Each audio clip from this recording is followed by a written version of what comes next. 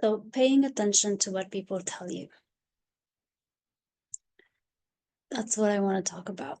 So I realized a while ago that people, through casual conversation, always give you good information about yourself, your beliefs, your emotional state, and even information on what you need to do to overcome what you need to overcome in order to achieve your dreams. So they are just full with information that you can use for your good.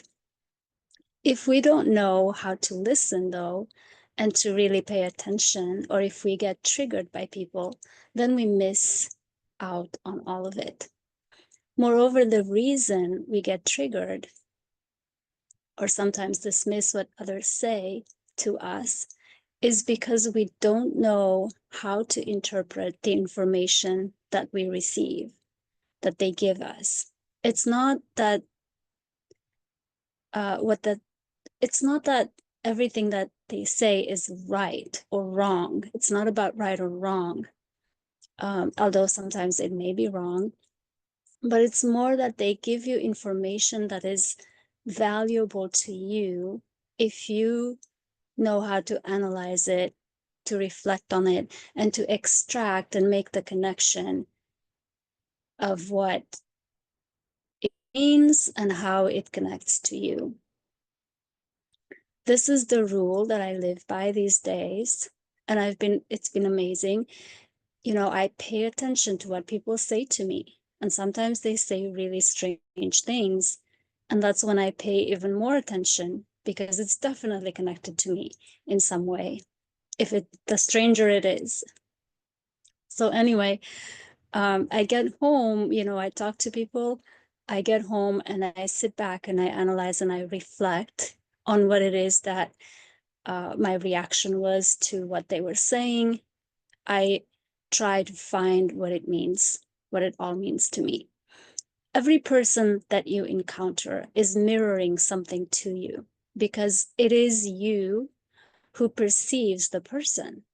And so what they say must be linked to your perception and the depths of you, to your perception and to the depths of you. It must be connected in some way. So to give you an example, a strange one, just I think a few days or weeks ago, I went to a networking event and I saw this woman who looked very familiar. And it turned out that we had briefly met before, a few years earlier. And, you know, as we were talking and walking out of the event, we started talking about relationships. And she said something to the effect of not wanting to get married because she did not want to have to clean her husband's house. So this seemed very strange to me, since a lot of people these days and a lot of people that I know actually hire someone to clean their house. I don't yet, but you know, if it's something, if I have something major to clean, I will hire somebody. So I don't even, it just seemed very, very strange, this idea. So we kind of talked about it, and I brought up the idea that, you know, they would pay for somebody to come clean the house, or you would pay for somebody to come clean the house. You don't have to clean anymore. So it was all, you know, so we dove into this conversation about cleaning. And then finally we moved on to better topics, and I forgot about it. However, about 2 days later, this conversation about cleaning just came into my consciousness again. And my reaction was, I thought to myself, what a strange topic and what a strange conversation. And sort of out of place, you know, with when reflecting over our whole conversation and the whole thing. So a few years ago, I would have said that the person was crazy, and I would have told all my friends how silly that whole thing was and what a silly conversation and idea to have. And, I'm not the person that I used to be, thankfully.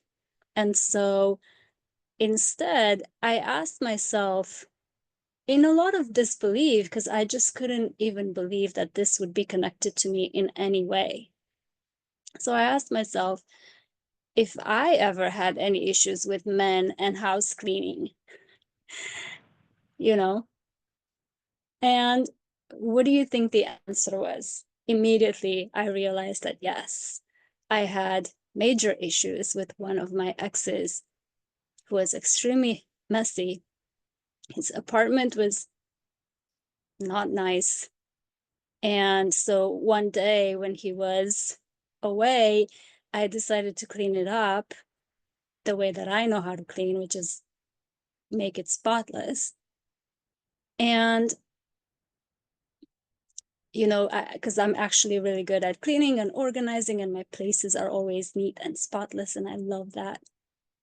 But I started cleaning his place, and it wasn't a big place. And then after hours of organizing and scrubbing, I made so little progress that I stopped in the middle of everything and I looked around in disbelief and I started to cry,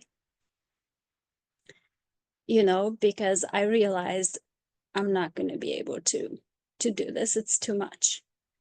And so then he came home and I told him how absolutely shitty he's been keeping this place and that it's super hard to clean.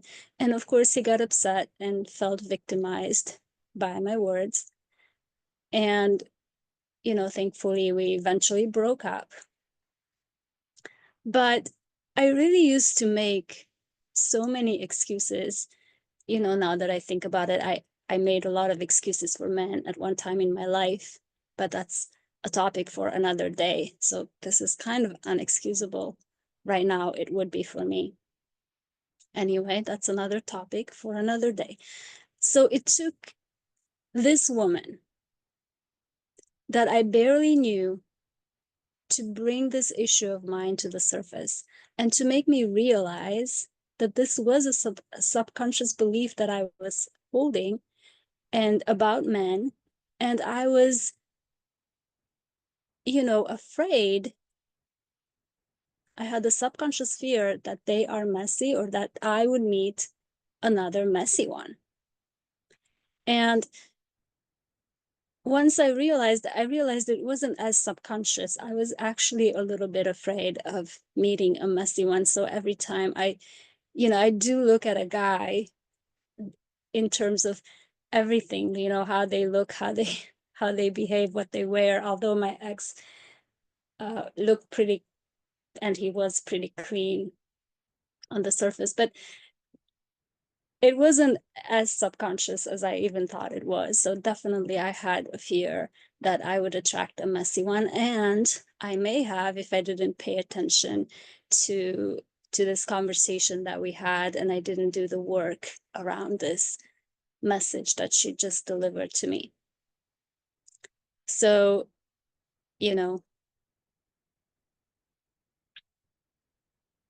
I was definitely not aware of that. And now I am.